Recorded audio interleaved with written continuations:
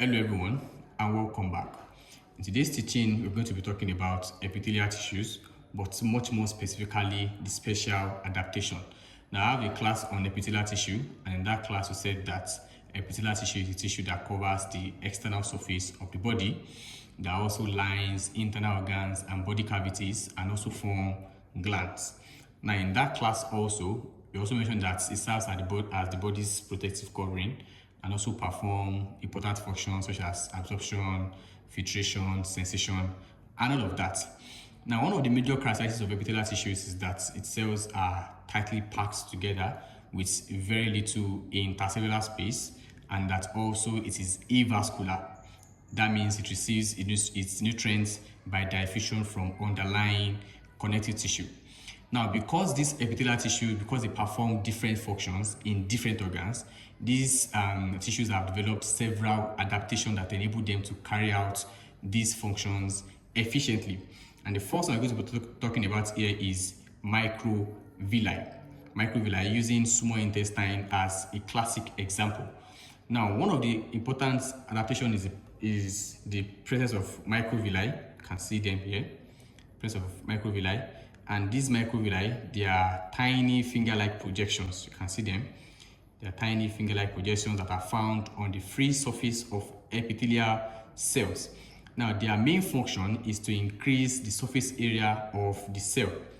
And in respect, that means that a larger surface area will always allow cells to absorb more substance in a shorter period. So that means it is the function of these microvilli to allow the cell to absorb more substance in a shorter period. Now, I said earlier that we'll be using the small intestine as a classic example to that. Now, the epithelial cells lining the small intestine, they have numerous microvilli because they are responsible for absorbing digested nutrients into the bloodstream. And also similarly, we have the cell linings, the kidney tubules also. They also have microvilli, which also facilitates the absorption of water, glucose, and all that. So whenever epithelial tissues are present, there are most likely microvilli that are usually also present. So having said that, let's go to the second adaptation, which is cilia. Now, another adaptation is the presence of cilia. You can see cilia here. Cilia, and these are long hair-like projections. You can see they are hair-like projections that are extending from the surface of epithelial cells. Now, unlike microvilli that we discussed here, cilia, they are capable of movements. And they beat in rhythm in one direction, moving the substances across the epithelial surfaces.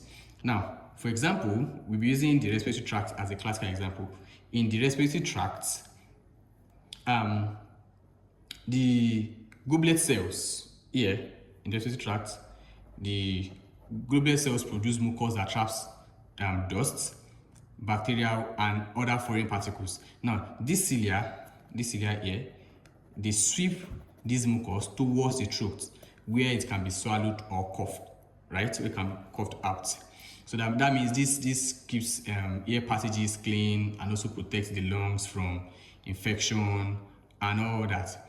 And also in the female reproductive tract, cilia also help to move the ovum from the ovary through the uterine tube towards the uterus.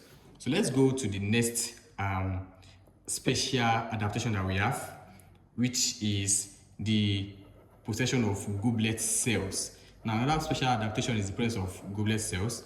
Now, these goblet cells here, you can see them here, these goblet cells, they are modified epithelial cells that are specialized for secretion. Now, they are named goblet because they resemble a goblet or a wine of glass shape. You can see it here. So somewhere here.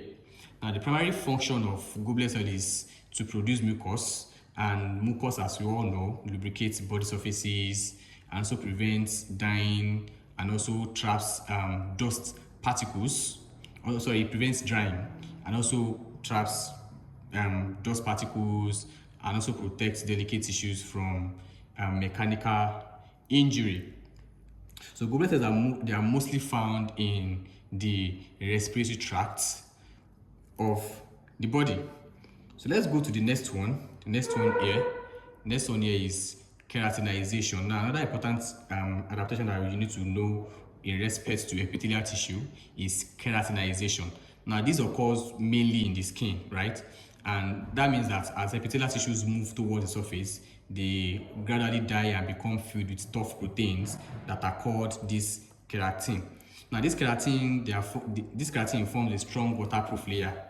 You can see this upper layer here. They form a strong waterproof layer that protects the body against physical injury, chemical injury, and also excessive water loss. Now, this adaptation allows the skin to withstand friction and environmental exposure every day.